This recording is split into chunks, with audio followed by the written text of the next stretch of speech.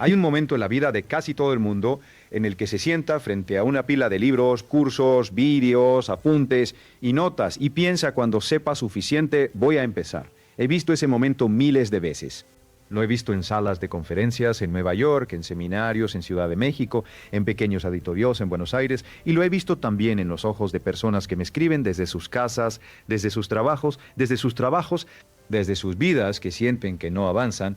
Y hay algo que todos esos momentos tienen en común. La persona que está ahí sentada ya sabe suficiente, ya sabe lo que necesita saber para dar el siguiente paso. Lo que le falta no es información, lo que le falta es acción. Eso es lo que quiero hablar contigo hoy. No voy a darte una lista de libros, no voy a explicarte fórmulas complicadas. Voy a hablar contigo sobre algo mucho más fundamental, algo que separa a las personas que logran lo que quieren de las que pasan años preparándose para lograrlo sin que nada cambie nunca.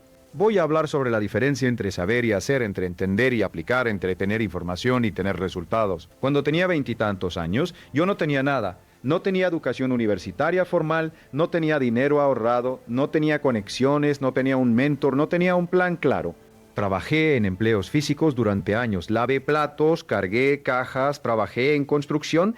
Y en ese tiempo hacía lo que hacen muchas personas cuando sienten que les falta algo. Buscaba información, leía todo lo que podía, escuchaba a personas exitosas, tomaba notas, guardaba ideas. Y durante un tiempo eso me hizo sentir que estaba progresando, porque en cierta forma lo estaba haciendo, pero no de la manera que importaba. Estaba acumulando conocimiento sin convertirlo en movimiento. El cambio real en mi vida no ocurrió cuando leí el libro correcto, ocurrió cuando tomé una decisión y la seguí con acción inmediata, imperfecta, incómoda, pero real. Y desde ese día he dedicado décadas a estudiar por qué algunas personas actúan y otras no, por qué algunas personas usan lo que saben y otras lo guardan como si fuera un tesoro que nunca van a tocar. Lo que he descubierto es fascinante y también es un poco incómodo porque toca algo muy profundo en la forma en que pensamos sobre nosotros mismos. Empecemos por aquí. Existe una ilusión muy poderosa que la mente humana crea y es la ilusión del progreso a través del aprendizaje. Cuando lees un libro sobre finanzas personales, tu cerebro libera una pequeña cantidad de dopamina. Cuando terminas un curso online, sientes una satisfacción genuina. Cuando escuchas un podcast sobre inversión, hay una sensación real de que estás avanzando y técnicamente estás aprendiendo algo. Pero hay una trampa enorme en ese proceso, y es que la mente trata el conocimiento adquirido casi como si fuera el objetivo mismo, como si saber fuera equivalente a tener. Piensa en esto por un momento. ¿Cuántas personas conoces que saben perfectamente cómo funciona una dieta saludable, pero no la siguen? ¿Cuántas personas saben que deberían ahorrar un porcentaje de sus ingresos, pero no lo hacen? ¿Cuántas personas entienden los principios básicos de la inversión a largo plazo, pero tienen su dinero quieto en una cuenta de banco ganando casi nada? El conocimiento está ahí, la información está disponible. Lo que falta es el puente entre el saber y el hacer, y ese puente tiene un nombre. Se llama decisión seguida de acción. Ahora, ¿por qué es tan difícil cruzar ese puente? Porque cruzarlo implica riesgo. Implica la posibilidad de equivocarse, implica exponer lo que eres capaz de hacer a la realidad. Y la realidad a veces dice que no. Mientras estás en modo de aprendizaje, estás protegido. Nadie puede juzgarte por no haber intentado algo que todavía estás estudiando. Pero en el momento en que actúas, entras en territorio vulnerable. Y esa vulnerabilidad, aunque es exactamente lo que produce crecimiento, es también lo que más evitamos. He trabajado con empresarios que tenían ideas brillantes, que llevaban años refinando. He conocido a personas que querían invertir en bienes raíces y que habían leído docenas de libros sobre el tema, pero nunca habían comprado una sola propiedad. He hablado con personas que querían empezar su propio negocio y que tenían planes de negocio perfectamente elaborados, que vivían en cajones cerrados. En todos esos casos, el problema no era falta de información. Era parálisis disfrazada de preparación.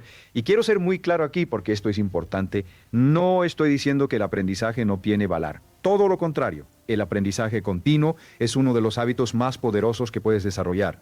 Lo que estoy diciendo es que el aprendizaje sin aplicación es como llenar un tanque de gasolina y nunca encender el motor. El combustible está ahí, pero el auto no se mueve. Entonces, ¿cuál es la diferencia entre alguien que aprende y actúa y alguien que aprende y se queda quieto? He pensado mucho en esto. He observado a miles de personas a lo largo de décadas y lo que he llegado a entender es que la diferencia no está en la inteligencia, no está en la cantidad de información que tienen. La diferencia está en cómo se relacionan con la incertidumbre. Las personas que actúan han desarrollado consciente o inconscientemente una tolerancia a la incertidumbre. Han aprendido, de alguna forma, a moverse aunque no tengan todas las respuestas. Han aceptado que el camino se aclara mientras caminas, no antes. Y eso no es una característica con la que nace. Es una habilidad que se desarrolla y se desarrolla exactamente de la misma manera que cualquier otra habilidad, practicándola. Hay un principio que he enseñado durante muchos años y que sigue siendo uno de los más transformadores que conozco. Lo llamo el principio de la acción imperfecta. Y dice esto: una acción imperfecta ejecutada hoy vale más que una acción perfecta planeada para mañana. Suena simple, casi demasiado simple, pero las implicaciones de ese principio, cuando lo interiorizas de verdad, son enormes. Piensa en el mundo de los negocios. Las empresas que dominan sus industrias hoy no son necesariamente las que tuvieron el mejor producto desde el principio. Son las que lanzaron algo, aprendieron de la respuesta del mercado, ajustaron, mejoraron y siguieron adelante. Amazon no era perfecto cuando Jeff Bezos lo lanzó desde su garaje. Apple cometió errores enormes antes de encontrar su camino. Las startups más exitosas del mundo tienen historias llenas de pivotes, fracasos parciales y correcciones de curso. Lo que las distingue no es que lo hicieron bien desde el principio, es que lo hicieron. Ahora lleva ese principio a tu vida personal, a tus finanzas, a tus hábitos, a tus decisiones. ¿Cuántas veces has esperado el momento perfecto para empezar a ahorrar, para empezar a invertir, para empezar a construir algo? ¿Cuántas veces te has dicho que empezarás cuando tengas más tiempo, más dinero, más conocimiento, más seguridad? El momento perfecto no existe. Nunca ha existido y la espera del momento perfecto es, en la mayoría de los casos, simplemente miedo con ropa elegante. Quiero contarte algo sobre la psicología del dinero que muy pocas personas entienden completamente. Y es esto: tu relación con el dinero no es principalmente una relación financiera, es una relación emocional. Las decisiones que tomas sobre el dinero, en su gran mayoría, no las toma la parte lógica de tu cerebro, las toma la parte emocional. Y esa parte emocional fue programada mucho antes de que tuvieras edad para entender nada sobre finanzas. Cuando eras niño escuchabas conversaciones sobre dinero, quizás escuchabas que el dinero es difícil de ganar, que la gente rica es codiciosa, que no se puede confiar en los que tienen mucho, que el dinero no crece en los árboles, que hay que trabajar duro para sobrevivir. Esas frases, esas actitudes, esas creencias que absorbiste en tu infancia se convirtieron en el sistema operativo con el que tu mente procesa todo lo relacionado con el dinero. Y ese sistema operativo, a menos que lo actualices conscientemente, va a seguir funcionando exactamente igual que cuando tenías 10 años. Esto explica algo que muchas personas encuentran desconcertante. ¿Por qué hay personas que ganan mucho dinero y siempre terminan sin nada? ¿Por qué hay personas que reciben una herencia o ganan la lotería y en pocos años están en la misma situación financiera que antes? Porque el dinero no resuelve el problema. El problema no es la cantidad de dinero que tienes. El problema es la relación que tienes con el dinero. Y esa relación vive en tu mente, no en tu cuenta bancaria. Conozco a un hombre, lo llamaré Carlos, que trabajó durante 20 años en una empresa corporativa, ganaba un salario muy por encima del promedio. Y a los 50 años se encontró sin ahorros significativos, sin inversiones, con deudas y con la sensación de que el tiempo se le había escapado. Cuando hablé con él, lo primero que me dijo fue que nunca había ganado suficiente para ahorrar. Pero cuando revisamos sus números juntos, la realidad era diferente. Había ganado suficiente. Lo que había pasado es que cada vez que su ingreso subía, sus gastos subían proporcionalmente. Cada aumento de sueldo se convertía en un auto mejor, una casa más grande, vacaciones más caras. El nivel de vida crecía al mismo ritmo que el ingreso y el espacio para construir riqueza nunca aparecía. Esto tiene un nombre, se llama inflación del estilo de vida y es uno de los mecanismos más silenciosos y más devastadores para la construcción de riqueza que existe. Y lo interesante es que Carlos no era irresponsable, no era derrochador en el sentido clásico, era una persona inteligente, trabajadora, que tomaba decisiones razonables en el contexto de su mentalidad. El problema era la mentalidad misma. La mentalidad de escasez, que es la que la mayoría de nosotros heredamos de alguna forma, opera con una lógica muy particular. Dice, gana más para poder gastar más. Dice, el dinero está para usarse. Dice, el futuro es incierto, así que disfruta el presente. Y hay algo de verdad en todas esas ideas, pero cuando dominan completamente la forma en que manejas tu dinero, el resultado es siempre el mismo. Llegas al final del mes o del año o de la década y te preguntas a dónde fue todo. La mentalidad de riqueza opera con una lógica diferente. No dice que no debes disfrutar el presente, dice que debes pagar primero al futuro. Dice que antes de que el dinero se distribuya en gastos, una parte de ese dinero debe ir a trabajar para ti. Y esa diferencia que parece pequeña en teoría es absolutamente transformadora en la práctica. Uno de los principios más antiguos y más poderosos de las finanzas personales es el de pagarte a ti mismo primero. Lo han enseñado personas sabias durante siglos. George Clason lo describió hermosamente en su libro sobre Babilonia. Warren Buffett lo practica de manera obsesiva. Y sin embargo, la mayoría de las personas hace exactamente lo contrario. Pagan todas sus deudas, sus gastos, sus placeres, y si queda algo al final lo guardan. Y casi nunca queda algo al final. Cambia ese orden y cambias todo. Decide que el primer pago que haces cada vez que recibes dinero es a tu futuro yo. Puede ser el 10%, puede ser el 15%, puede ser incluso el 5% si estás empezando desde un lugar difícil. El porcentaje importa menos que el hábito, porque lo que estás construyendo no es solo un fondo de ahorro. Estás construyendo una identidad. Estás diciéndole a tu mente, con acciones concretas y repetidas, que eres alguien que se cuida a sí mismo, que piensa en el largo plazo, que toma decisiones desde la fortaleza y no desde la urgencia. Y aquí es donde quiero volver al tema central de esta conversación, porque hay una conexión directa entre lo que estamos hablando y el principio de actuar en lugar de solo aprender. Muchas personas que escuchan el concepto de pagarse a sí mismos primero lo encuentran lógico, lo entienden, lo aprueban intelectualmente y no lo hacen. ¿Por qué? Porque hay una brecha entre entender un principio y convertirlo en comportamiento. Y esa brecha se cierra con una sola cosa: acción inmediata, no mañana, no el próximo mes cuando te llegue el siguiente sueldo. Ahora, si en este momento, mientras escuchas esto, tienes acceso a tu cuenta bancaria, puedes transferir, aunque sea una cantidad pequeña, a una cuenta de ahorro separada. Puedes hacer eso en los próximos 10 minutos. Y ese acto, esa acción pequeña e imperfecta, vale más que horas adicionales de aprendizaje sobre el tema, porque hay algo que ocurre cuando actúas. Algo que no ocurre cuando solo piensas o aprendes. Cuando actúas, creas evidencia de que eres capaz. Creas un precedente en tu propia mente de que eres alguien que hace las cosas, no solo alguien que las piensa. Y esa evidencia se acumula. Cada pequeña acción que tomas refuerza la identidad de alguien que actúa, y esa identidad con el tiempo se convierte en el motor de cambios mucho más grandes. Hablemos ahora de algo que creo que es fundamental para entender por qué las personas no actúan, incluso cuando saben que deberían.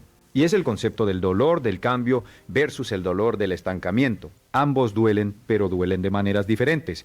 Y en momentos diferentes, el dolor del cambio es inmediato. Cuando decides empezar a ahorrar, sientes inmediatamente la incomodidad de tener menos dinero disponible para gastar. Cuando decides levantarte más temprano para trabajar en tu proyecto, sientes inmediatamente la incomodidad de perder sueño.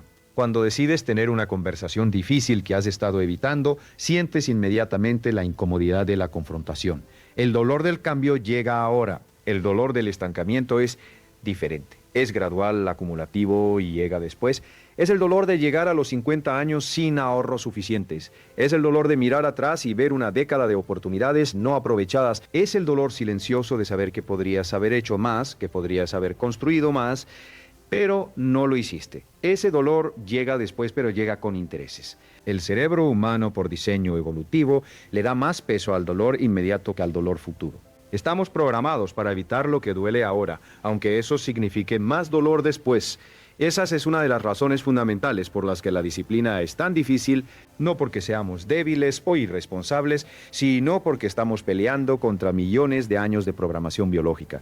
Pero aquí está la buena noticia: esa programación no es un destino, es un punto de partida y puedes trabajar con ella en lugar de contra ella. Una de las formas más efectivas de hacerlo es hacer que el costo del no actuar sea más visible y más inmediato. Cuando tienes claro, de manera concreta y emocional, lo que te está costando cada día de inacción, la ecuación cambia. Hagamos un ejercicio mental. Si tienes 30 años y empiezas a invertir $200 al mes con un rendimiento promedio del 8% anual, a los 60 años tendrás aproximadamente $300,000. Pero si esperas 10 años más para empezar, si empiezas a los 40 con la misma cantidad y el mismo rendimiento, llegarás a los 60 con menos de 100,000. La diferencia entre empezar hoy y empezar en 10 años es de más de $200,000.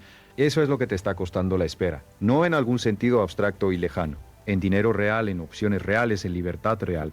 Cuando el costo de la inacción se vuelve tan concreto y tan visible como ese, algo cambia en la mente.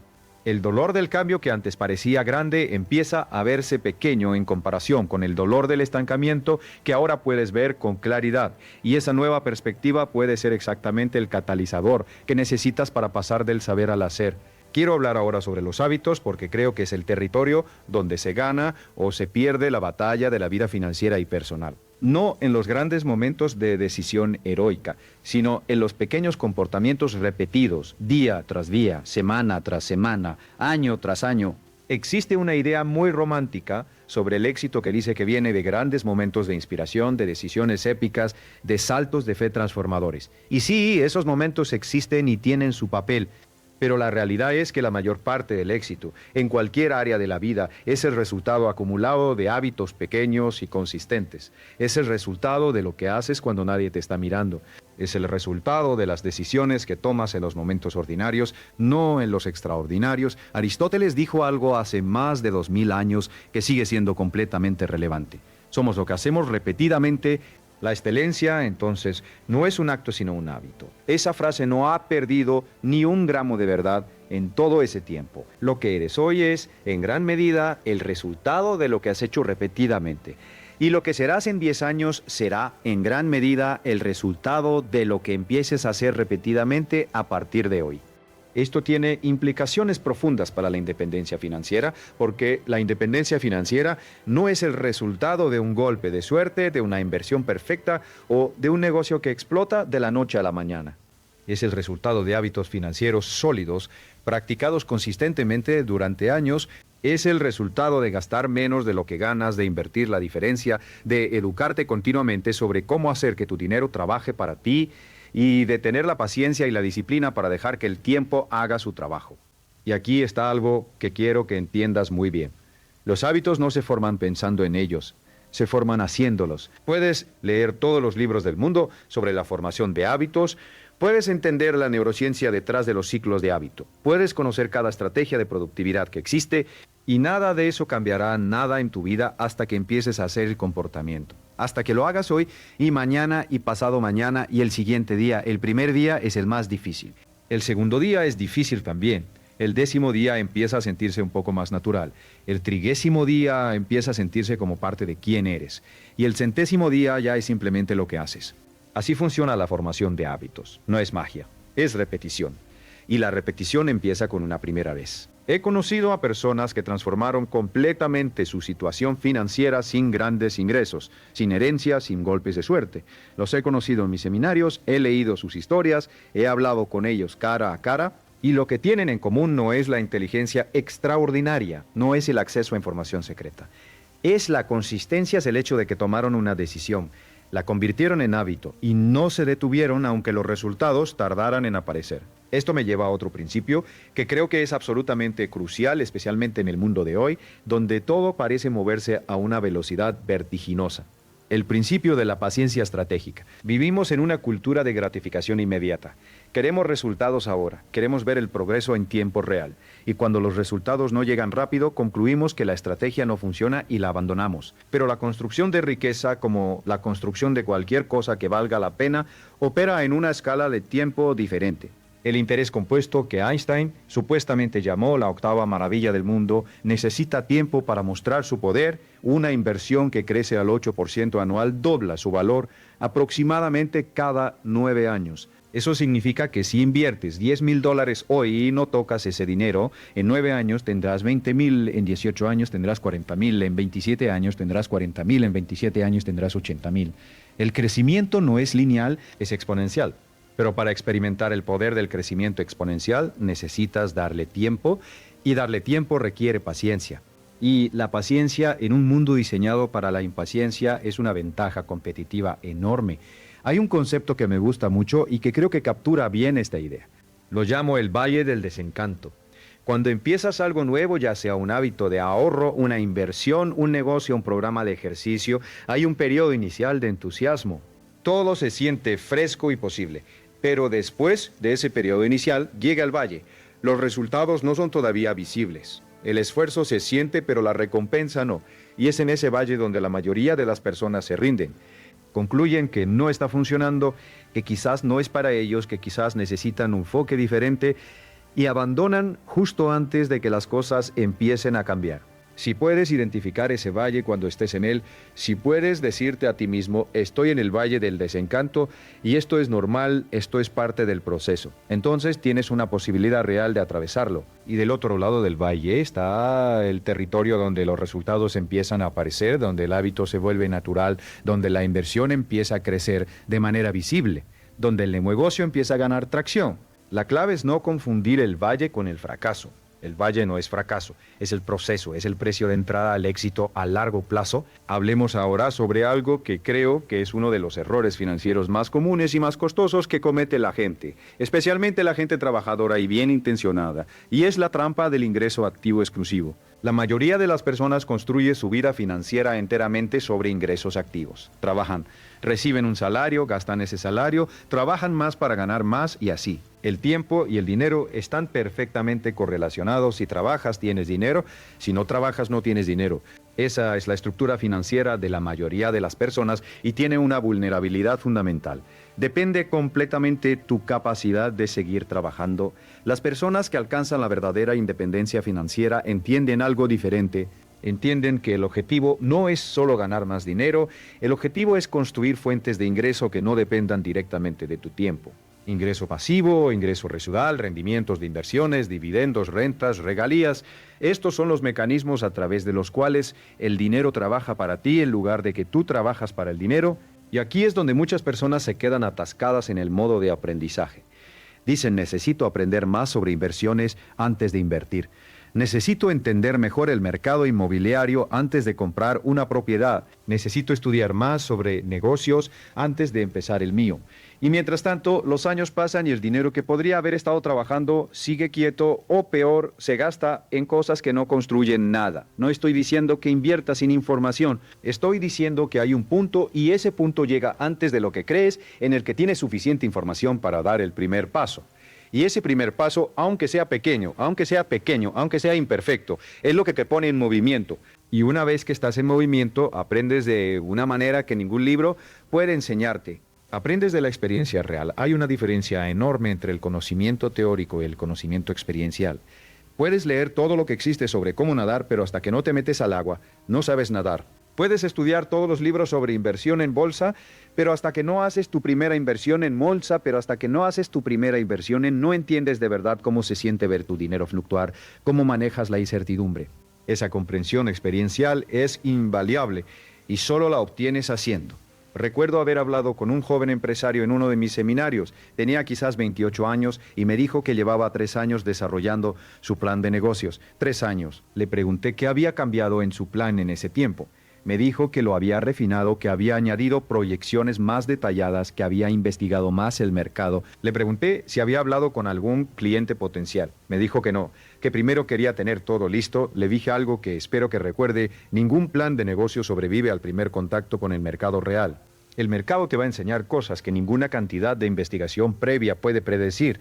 La única manera de aprender lo que necesitas saber para tener éxito es empezar. Ese joven salió de ese seminario y 2 semanas después había hablado con sus primeros 10 clientes potenciales. Lo que descubrió en esas conversaciones cambió fundamentalmente su propuesta de valor, ajustó su modelo. Empezó a vender. En 1 año tenía un negocio real con clientes reales y flujo de caja positivo. 3 años de refinamiento de plan no le habían dado lo que 2 semanas de acción real le dieron.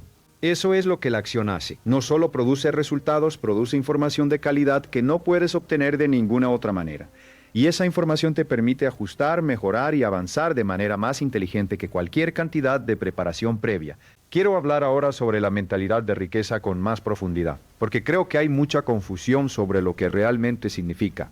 Hay personas que piensan que la mentalidad de riqueza significa pensar que mereces ser rico o visualizarte con cosas materiales o repetir afirmaciones positivas. Y aunque el pensamiento positivo tiene su lugar, eso no es lo esencial. La mentalidad de riqueza en su forma más fundamental es una forma de ver el mundo que reconoce la abundancia de oportunidades y que cree en la capacidad propia de aprovecharlas. Es lo opuesto de la mentalidad de escasez, que ve el mundo como un lugar de recursos limitados donde el éxito de uno viene a expensas del fracaso de otro. La mentalidad de escasez dice, hay poco dinero y mucha competencia, así que mejor no arriesgar. La mentalidad de riqueza dice, Hay oportunidades en todas partes y mi trabajo es encontrarlas y actuar sobre ellas. La mentalidad de escasez dice, no tengo suficiente para invertir.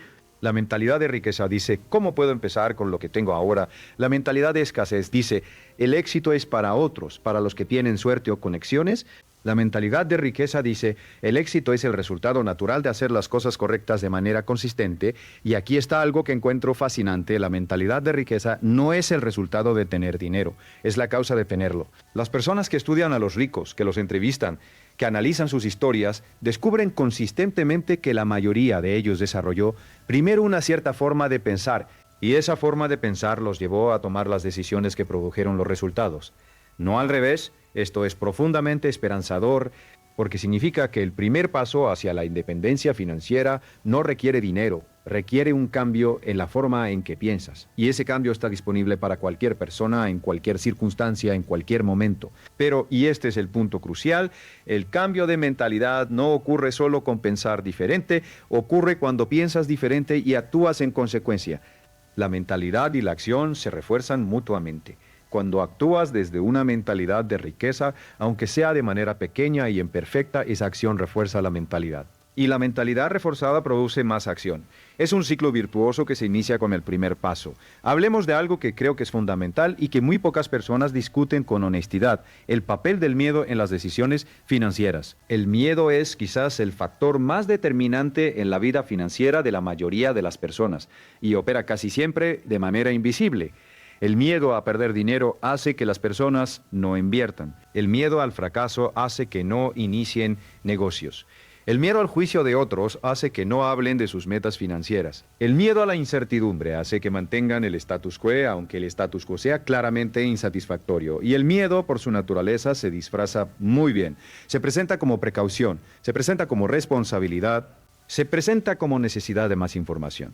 Quiero ser claro, no todo miedo es irracional, el miedo tiene una función, nos protege de peligros reales, pero en el contexto de las decisiones financieras y de vida, la mayoría de los miedos que nos paralizan son lo que los psicólogos llaman miedos sociales o emocionales, no miedos a peligros físicos reales.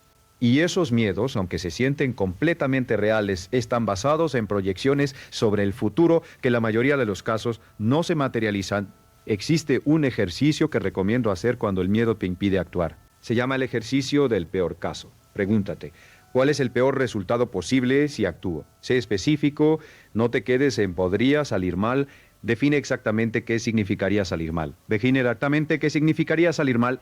Perderías reputación. ¿Con quién? ¿Sería permanente? En la mayoría de los casos, cuando defines el peor escenario con precisión, descubres dos cosas. Primera, el peor escenario es mucho menos catastrófico de lo que parecía cuando era vago y nebuloso en tu mente. Segunda, incluso si ese peor escenario ocurriera, podrías manejarlo, podrías recuperarte. La vida continuaría. Y una vez que tienes esa claridad sobre el peor caso y te das cuenta de que es manejable, puedes preguntarte, ¿cuál es el mejor caso posible si actúo? ¿Qué podría ganar? ¿Qué podría construir? ¿Qué opciones se abrirían? Y entonces puedes hacer una evaluación honesta del riesgo versus la recompensa, no desde el miedo, sino desde la claridad. Este ejercicio que parece sencillo tiene un poder extraordinario para disolver la parálisis, porque la parálisis vive en la vaguedad, vive en los miedos no definidos, en los peores casos imaginados, pero no examinados. Cuando traes esos miedos a la luz y los defines con precisión, pierden gran parte de su poder. Ahora quiero hablar sobre algo que tiene que ver directamente con el dinero y con la forma en que la mayoría de las personas lo maneja, o más precisamente, cómo no lo maneja. Me refiero a la diferencia entre activos y pasivos. ¿Y por qué entender esa diferencia es absolutamente fundamental para construir riqueza? Un activo es algo que pone dinero en tu bolsillo. Un pasivo es algo que saca dinero de tu bolsillo. Esa es la definición más simple y más poderosa que conozco, y cuando empiezas a ver el mundo a través de ese lente, muchas cosas que pensabas que eran activos resultan ser pasivos, y eso cambia fundamentalmente cómo tomas decisiones financieras. El auto que compras a crédito, el que tiene pagos mensuales, seguros, mantenimiento y depreciación, es un pasivo. La casa en la que vives y tienes hipoteca y gastos de mantenimiento que superan cualquier apreciación puede ser un pasivo. La ropa de marca, los gadgets tecnológicos, las suscripciones que no usas, todos son pasivos, sacan dinero de tu bolsillo mes tras mes. Los activos son las inversiones que generan rendimientos, los negocios que producen flujo de caja, las propiedades que generan rentas, las acciones que pagan dividendos, los derechos de autor sobre obras creativas. Los sistemas que generan ingresos sin requerir tu tiempo activo, la estrategia de construcción de riqueza en su forma más esencial es esta: minimiza los pasivos, maximiza los activos, gasta menos en cosas que drenan tu dinero, invierte más en cosas que lo multiplican. Y aunque eso suena obvio cuando lo dices así, la realidad es que la mayoría de las personas hace exactamente lo contrario. Gasta la mayor parte de lo que gana en pasivos, en cosas que se deprecian, en experiencias que no construyen nada y dedica poco o nada a la construcción de activos. ¿Por qué? Porque los pasivos dan satisfacción inmediata y los activos dan satisfacción diferida. El auto nuevo se siente bien ahora. La cuenta de inversión que crece lentamente no produce el mismo principio. Estamos programados para preferir la recompensa inmediata sobre la recompensa futura. Pero esa programación, como dijimos, puede cambiarse con conciencia y con práctica. Una de las formas más efectivas de empezar a cambiar esa dinámica es hacer que la construcción de activos sea automática. Si tienes que tomar una decisión activa cada mes para transferir dinero a tu cuenta de inversión, habrá meses en que esa decisión se pierda en el ruido de la vida cotidiana. Pero si configuras una transferencia automática que ocurre el mismo día que recibes tu ingreso, antes de que tengas la oportunidad de gastarlo, el sistema trabaja por ti. No requiere disciplina activa en cada momento. Requiere una sola decisión inicial seguida de una configuración automática. Esto es lo que yo llamo construir sistemas en lugar de depender de la fuerza de voluntad. La fuerza de voluntad es un recurso limitado. Se agota. Tiene días buenos y días malos, pero un sistema bien diseñado funciona independientemente de cómo te sientas en un día particular. Los mejores hábitos financieros no son los que requieren que seas heroicamente disciplinado cada día. Son los que están diseñados de tal manera que la opción correcta es también la más fácil. Hablemos ahora de algo que me parece crucial para cualquier persona que quiera mejorar su situación financiera: la importancia de la claridad de objetivos. He trabajado con miles de personas a lo largo de mi carrera y una de las diferencias más consistentes que he observado entre las personas que logran sus metas financieras y las que no es la claridad con la que definen esas metas. Las personas que no logran sus metas financieras típicamente tienen objetivos vagos. Quieren tener más dinero, quieren estar más cómodos, quieren no tener que preocuparse por el dinero. Esos no son objetivos, son deseos. Y los deseos no producen planes de acción. Los objetivos claros y específicos sí. Un objetivo financiero real tiene número, tiene fecha y tiene un plan de acción. No es quiero ahorrar más, es quiero tener $20,000 ahorrados en una cuenta de inversión para el 1 de enero de 2 años a partir de hoy. Y para lograrlo voy a ahorrar $830 al mes comenzando este mes. Ese nivel de especificidad transforma un deseo en un proyecto con pasos concretos. Y cuando tienes un objetivo así de claro, algo interesante ocurre en tu mente. Tu sistema de activación reticular, que es la parte del cerebro que filtra la información y determina a qué le prestas atención, empieza a buscar activamente oportunidades y recursos relevantes para ese objetivo. Empiezas a notar cosas que antes no veías. Empiezas a conectar puntos que antes no conectabas. No porque el mundo haya cambiado, sino porque tu mente ahora sabe qué buscar. Esto no es magia, es neurología y funciona. Pero solo funciona si el objetivo es suficientemente claro y específico para darle a tu mente algo concreto que buscar. Ahora, hay otro elemento en la definición de objetivos que creo que es igualmente importante y que muchas personas pasan por alto. Y es la conexión emocional con el objetivo. No basta con tener un número y una fecha. Necesitas saber por qué ese objetivo te importa. Necesitas conectar ese objetivo con algo que te importe profundamente. ¿Por qué quieres independencia financiera? Es para poder pasar más tiempo con tu familia, para poder dejar un trabajo que odias, para poder viajar, para poder ayudar a tus padres, para poder tener opciones en lugar de obligaciones. Cuanto más vívida y emocional sea tu conexión con el porqué detrás de tu objetivo financiero, más poderosa será la motivación que te mantenga en movimiento cuando las cosas se pongan difíciles. Y se pondrán difíciles, siempre hay momentos de dificultad en el camino hacia cualquier objetivo que valga la pena. El porqué es el combustible, el qué y el cómo son el mapa. Necesitas ambos, pero si tuviera que elegir, el por qué es más fundamental. He visto a personas con planes perfectos abandonarlos porque no tenían un porqué suficientemente fuerte. Y he visto a personas con planes imperfectos llegar a sus metas porque tenían un porqué que los mantenía en movimiento, pase lo que pase. Quiero hacer una pausa aquí y hablar sobre algo que creo que es uno de los conceptos más malentendidos en el mundo del éxito y las finanzas personales. Y es el concepto del fracaso. En nuestra cultura, el fracaso se trata como algo que debe evitarse a toda costa. como una señal de incompetencia o de falta de capacidad, como algo vergonzoso, y esa actitud hacia el fracaso es, en mi opinión, una de las razones más profundas por las que tanta gente no actúa, porque si el fracaso es inaceptable, entonces la única manera de garantizar no fracasar es no intentar. Y no intentar es la forma más segura de no lograr nada. La realidad sobre el fracaso es completamente diferente. El fracaso es completamente diferente, el fracaso es completamente del universo sobre lo que no está funcionando. Es una oportunidad de ajustar y mejorar. Cada persona que ha logrado algo significativo en su vida tiene una historia llena de fracasos. No, a pesar de haber fracasado, sino en parte gracias a haber fracasado, Thomas Edison falló miles de veces antes de perfeccionar la bombilla eléctrica. Cuando le preguntaron sobre sus fracasos, dijo que no había fracasado, que había encontrado 10,000 maneras de que algo no funcionara. Esa actitud, esa forma de ver el fracaso como información útil en lugar de como un veredicto final es lo que distingue a las personas que persisten hasta lograr sus objetivos de las que se rinden. ¿Qué significa esto para tus finanzas? Significa que si inviertes y pierdes algo de dinero, eso no es el fin del camino, es una lección.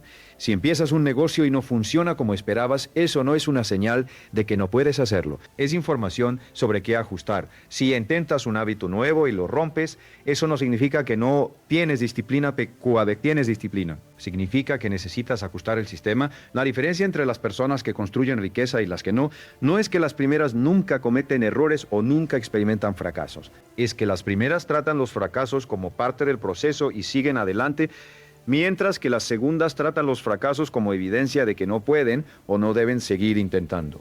Esto me lleva a otro principio que quiero compartir contigo y que creo que es especialmente relevante en el mundo de hoy. Lo llamo el principio del aprendizaje continuo como ventaja competitiva. Vivimos en un mundo que cambia más rápido que en cualquier otro momento de la historia. Las habilidades que eran valiosas hace 10 años pueden ser menos relevantes hoy. Las oportunidades de inversión que existían hace 20 años han evolucionado. Los modelos de negocio que funcionaban antes pueden no funcionar ahora. En ese contexto, la capacidad de aprender continuamente, de adaptarse, de absorber nueva información y aplicarla, es una ventaja competitiva enorme. Pero, y este es el punto crítico, esa ventaja solo se materializa si el aprendizaje va seguido de aplicación.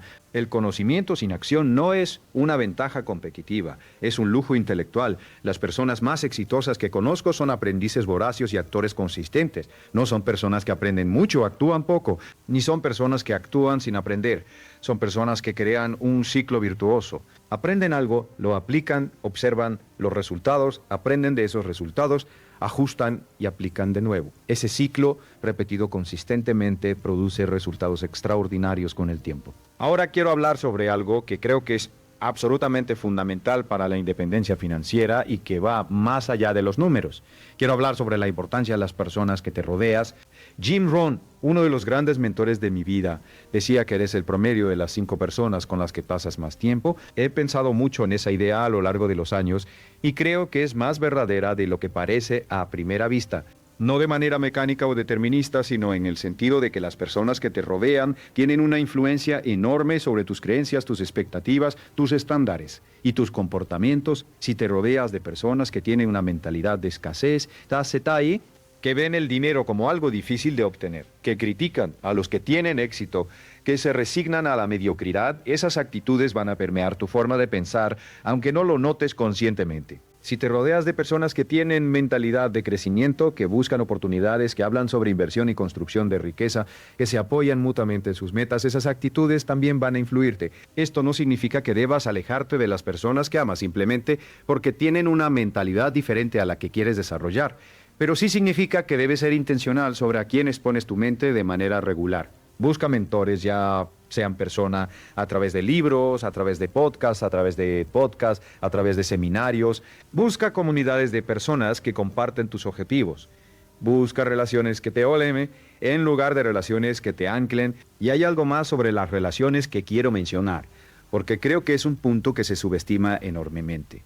La calidad de tus relaciones afecta directamente tu capacidad de tomar decisiones buenas. Cuando estás rodeado de personas que te apoyan, que creen en ti, que te desafían a ser mejor, tienes más energía emocional disponible para tomar decisiones difíciles y mantener hábitos desafiantes. Cuando estás en relaciones que drenan tu energía, que generan conflicto constante, que te hacen sentir inadecuado, esa energía emocional se agota y queda menos disponible para las decisiones importantes. Esto es parte de lo que yo llamo gestión de energía. Tu energía, tanto física como emocional y mental, es un recurso limitado. Cómo la distribuyes determina en gran medida lo que puedes lograr. Y las relaciones, el ambiente en el que vives, los hábitos de sueño y ejercicio, todos estos factores afectan la cantidad y calidad de energía que tienes disponible para actuar en dirección a tus objetivos. Quiero hablar ahora sobre algo que creo que es especialmente relevante para las personas que están en las etapas tempranas de su camino hacia la independencia financiera, y es el concepto de empezar desde donde estás. Hay una trampa muy común que consiste en esperar estar en una mejor posición para empezar. Esperar tener más dinero para empezar a invertir, esperar tener más tiempo para empezar a educarse financieramente, esperar tener más seguridad para empezar a construir. Y esa espera, como ya hemos hablado, es costosa. Pero hay algo más que quiero añadir. La posición desde la que empiezas importa mucho menos de lo que crees. He conocido a personas que empezaron con deudas y construyeron riqueza significativa. He conocido a personas que empezaron sin educación formal y se convirtieron en empresarios exitosos. He conocido a personas que empezaron en situaciones de pobreza real y lograron la independencia financiera, no porque tuvieran ventajas especiales, sino porque decidieron empezar desde donde estaban con lo que tenían. Uno de mis principios favoritos es no necesitas condiciones perfectas para empezar. Necesitas empezar para crear mejores condiciones. El movimiento genera oportunidad. La acción crea posibilidades que la inacción nunca puede crear. Cuando te mueves, el universo se mueve contigo. Cuando te quedas quieto esperando que las condiciones mejoren, las condiciones raramente mejoran por sí solas. Esto no es pensamiento mágico, es una observación práctica sobre cómo funciona el mundo. Cuando empiezas a ahorrar, aunque sea una cantidad pequeña, desarrollas el hábito y la identidad de alguien que ahorra. Cuando empiezas a invertir, aunque sea con poco, aprendes de la experiencia y te posicionas para invertir más en el futuro. Cuando empiezas un negocio, aunque sea a pequeña escala, aprendes lo que necesitas saber para hacerlo crecer.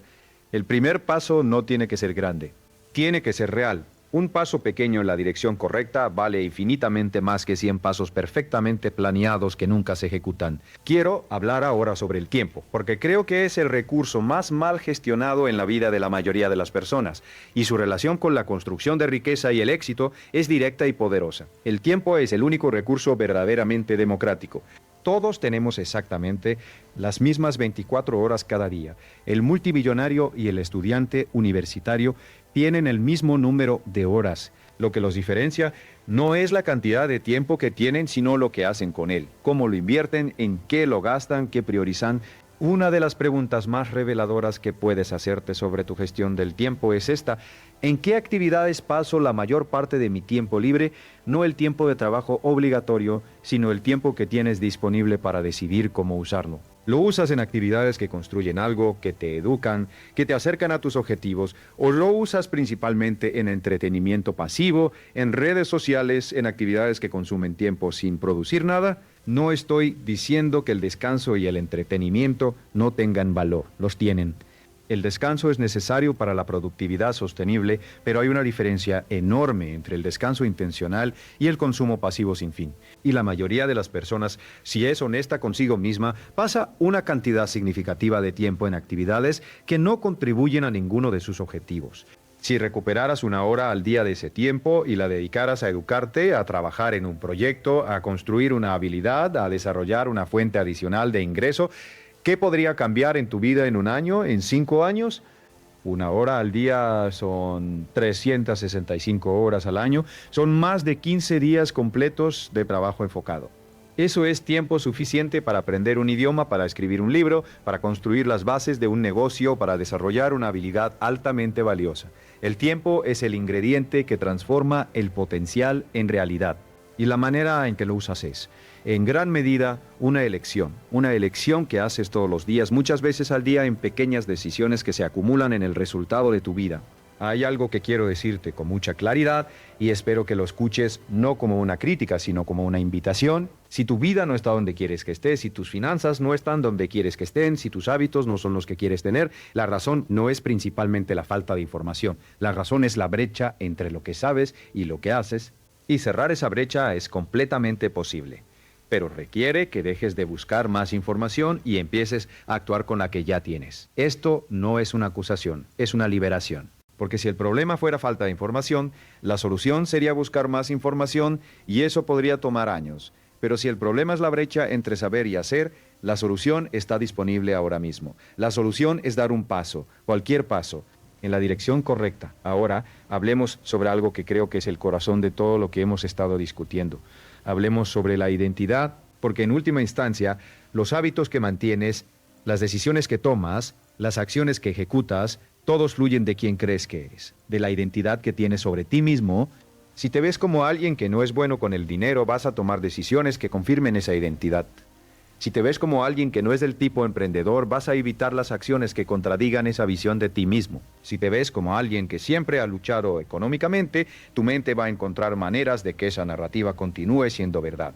La identidad es el sistema operativo más profundo que tienes. Y como cualquier sistema operativo, puede actualizarse, pero la actualización no ocurre solo con pensar diferente. Ocurre cuando tus acciones empiezan a contar una historia diferente sobre quién eres. Cuando ahorras consistentemente, aunque sea poco, empiezas a verte como alguien que ahorra. Cuando inviertes, aunque sea una cantidad pequeña, empiezas a verte como un inversor. Cuando tomas decisiones financieras deliberadas, empiezas a verte como alguien que gestiona su dinero con intención. Y esa nueva identidad, construida con evidencia de tus propias acciones, se convierte en el motor de más acciones en la misma dirección. Este es el ciclo más poderoso que conozco para el cambio personal y financiero.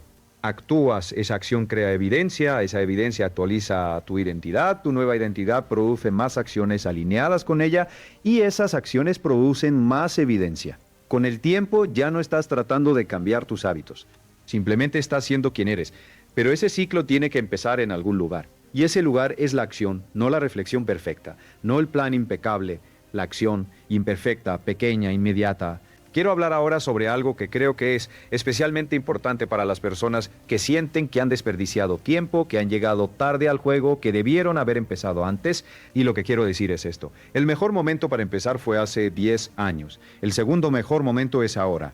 He conocido a personas de 50, 60, incluso 70 años que transformaron su situación financiera porque decidieron empezar donde estaban con lo que tenían. La edad no es una barrera. El tiempo pasado no se puede recuperar, pero el tiempo futuro todavía está disponible. Y cada día que pasa sin actuar es otro día que se suma al costo de la inacción. No te tortures por el tiempo que has perdido. Esa energía es mejor invertida en lo que puedes hacer a partir de ahora. El pasado es información, el futuro es posibilidad. Y el presente es el único lugar donde puedes actuar. Hay una historia que me gusta contar sobre dos hermanos que crecieron en la misma casa, con los mismos padres, en las mismas circunstancias económicas. A los 30 años, uno de ellos tenía ahorros, inversiones y estaba construyendo un negocio. El otro estaba en deudas, sin ahorros y cambiando de trabajo constantemente. Cuando les preguntaron a ambos cómo habían llegado a donde estaban, ambos dieron la misma respuesta: por mi familia y mis circunstancias. Uno lo decía como razón de su éxito, el otro como excusa de su fracaso. Las mismas circunstancias, interpretadas de maneras completamente diferentes, habían producido resultados completamente diferentes. Esa historia ilustra algo profundo: las circunstancias no determinan el resultado. La interpretación de las circunstancias y las decisiones que tomas a partir de esa interpretación determinan el resultado. Y la interpretación es algo que puedes elegir. Puedes elegir ver tu situación actual como una limitación o como un punto de partida. Puedes elegir ver los obstáculos como razones para no intentarlo o como desafíos que te hacen más fuerte. Puedes elegir ver el fracaso pasado como evidencia de que no puedes o como información sobre cómo hacerlo mejor. Esas elecciones que parecen pequeñas tienen consecuencias enormes a lo largo del tiempo. Quiero hablar ahora sobre algo muy práctico, algo que puedes hacer hoy mismo para empezar a cerrar la brecha entre saber y hacer. Y es lo que yo llamo la regla de las 72 horas. Cuando aprendes algo nuevo que reconoces como valioso y aplicable a tu vida, tienes una ventana de oportunidad. En las primeras horas después de ese aprendizaje, la motivación y la claridad están en su punto más alto. Si no actúas sobre ese conocimiento dentro de las 72 horas siguientes, las probabilidades de que alguna vez lo apliques caen dramáticamente, la vida se interpone. Otras prioridades toman el centro de la escena. El entusiasmo inicial se diluye y el conocimiento se archiva en algún lugar de tu mente donde se queda sin usar. Por eso, cada vez que aprendes algo que quieres aplicar, el objetivo es identificar, el objetivo es ejecutar dentro de las próximas 72 horas. No tiene que ser la acción completa, no tiene que ser perfecta, solo tiene que ser real, solo tiene que poner el proceso en movimiento. Si estás escuchando esto y hay algo que has estado queriendo hacer, algo que has estado postergando, algo que sabes que deberías empezar, te propongo esto. Antes de que termine este día, identifica una acción pequeña y concreta que puedas tomar en relación con ese objetivo. Una llamada que puedes hacer, una transferencia que puedes configurar, una conversación que puedes tener, un primer paso que puedes dar. Y hazlo hoy. No mañana, no la próxima semana. Hoy, porque lo que estás haciendo cuando actúas hoy no es solo avanzar hacia tu objetivo. Estás enviando un mensaje a tu propia mente, estás diciéndote a ti mismo, soy alguien que actúa, soy alguien que hace lo que dice que va a hacer. Soy alguien que no espera condiciones perfectas para empezar. Y ese mensaje, repetido con suficiente frecuencia, se convierte en la verdad más poderosa sobre quién eres. Quiero hacer una reflexión sobre algo que creo que está en el corazón de por qué tantas personas se quedan en modo de aprendizaje indefinido. Y es la confusión entre comodidad y seguridad. Muchas personas buscan más información porque la información se siente segura. Estudiar se siente segura, prepararse se siente seguro. Prepararse se siente seguro, actuar se siente arriesgado. Pero hay una paradoja aquí que es importante entender. La búsqueda de seguridad a través de la inacción es en sí misma una forma de riesgo. Es el riesgo de no construir lo que podrías construir. Es el riesgo de llegar al final de tu vida y descubrir que el mayor peligro no fue el que enfrentaste, sino el que evitaste. Es el riesgo de la vida no vivida, del potencial no realizado, de los sueños que se quedaron en el territorio de lo posible, sin cruzar jamás al territorio de lo real. La comodidad es seductora. Pero la comodidad tiene un precio y ese precio se paga en el futuro, cuando miras atrás y ves lo que podría haber sido. La incomodidad del crecimiento, por otro lado, también tiene un precio, pero produce algo a cambio. Produce fortaleza, produce habilidad, produce resultados, produce la vida que quieres vivir. Elige tu incomodidad. Elige la incomodidad que construye en lugar de la incomodidad que destruye. Elige el esfuerzo que produce resultados en lugar del estancamiento que produce arrepentimiento. He pasado décadas estudiando a las personas más exitosas del mundo en diferentes campos, en negocios, en finanzas, en artes, en deportes, en ciencia, y lo que encuentro una y otra vez, como una consistencia que ya no me sorprende, pero que sigue impresionándome, es que estas personas no son necesariamente las más inteligentes, las más talentosas o las más afortunadas. Son las que actúan más consistentemente, son las que convierten el conocimiento en movimiento, las ideas en experimentos, los planes en realidad. Son personas que han aprendido, de alguna manera, que la acción imperfecta es infinitamente más valiosa que la perfección inactiva, que el progreso importa más que la perfección, que el camino se revela mientras caminas, no antes, que el fracaso es parte del proceso, no el final del proceso, que la incomodidad es el precio del crecimiento, no una señal de que algo está mal, y estas no son ideas complicadas, no requieren un doctorado para entenderlas. Las has escuchado antes, probablemente. Quizá las has escuchado muchas veces. Y aquí está la pregunta que más importa. ¿Las estás viviendo? ¿Estás actuando en consecuencia o sigues buscando más información, más preparación, más seguridad antes de dar el siguiente paso? Quiero cerrar esta conversación con algo que espero que lleves contigo, no solo como una idea, sino como una práctica. La vida que quieres vivir no está al final de un camino de aprendizaje perfecto, está al final de un camino de acción consistente. Y ese camino empieza exactamente donde estás con lo que tienes ahora mismo. No necesitas más información. Tienes suficiente. Lo que necesitas es el coraje de actuar con lo que ya sabes. El coraje de dar el primer paso aunque no veas el camino completo. El coraje de ser imperfecto, en movimiento, en lugar de perfecto, en el lugar. Hay una imagen que me gusta mucho para ilustrar esto. Cuando conduces de noche, los faros de tu auto solo iluminan unos pocos metros adelante.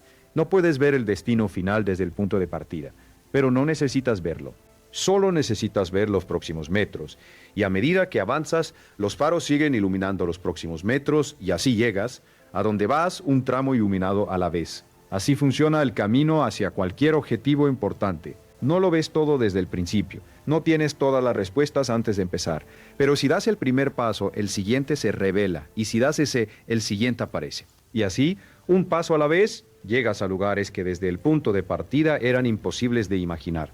He visto esto ocurrir miles de veces, lo he vivido en mi propia vida. Empecé sin nada, sin educación formal, sin dinero, sin conexiones. Y cada paso que di, por pequeño e imperfecto que fuera, me llevó al siguiente. No porque tuviera un plan perfecto, sino porque decidí moverme. Tú tienes esa misma capacidad, independientemente de donde estés ahora, independientemente de lo que hayas hecho o no hayas hecho en el pasado. Tienes la capacidad de decidir en este momento que eres alguien que actúa, que eres alguien que actúa, que eres alguien que construye, que crea, que avanza. Esa decisión tomada hoy es respaldada con una acción concreta. Puede ser el punto de inflexión que cambie la trayectoria de tu vida. No de manera dramática e instantánea, quizás, pero sí de manera real y acumulativa. Porque cada acción que tomas hoy se convierte en la base sobre la que construyes mañana, y mañana se convierte en la base del mes siguiente, y el mes siguiente en el año siguiente. Y así con paciencia y consistencia se construye una vida diferente. No te pido que lo hagas perfectamente, te pido que lo hagas, que empieces, que des ese primer paso hoy con la información que ya tienes desde donde estás ahora mismo, porque la información que te falta la aprenderás en el camino. Las habilidades que necesitas las desarrollarás mientras las practicas, las respuestas que buscas las encontrarás mientras avanzas. Pero nada de eso puede ocurrir mientras estás quieto, esperando estar listo. Estás listo, quizá no perfectamente, quizá no completamente, pero suficientemente listo para dar el siguiente paso. Y ese siguiente paso es lo único que necesitas ahora mismo. El resto, como siempre, se revela en el camino. Gracias por estar aquí, por escuchar, por reflexionar, pero más que nada, gracias de antemano por lo que vas a hacer con esto. Porque sé que si tomaste el tiempo de estar aquí, hay algo en ti que quiere más. Algo en ti que sabe que puede más. Y ese algo tiene razón. Ahora ve y demuéstraselo.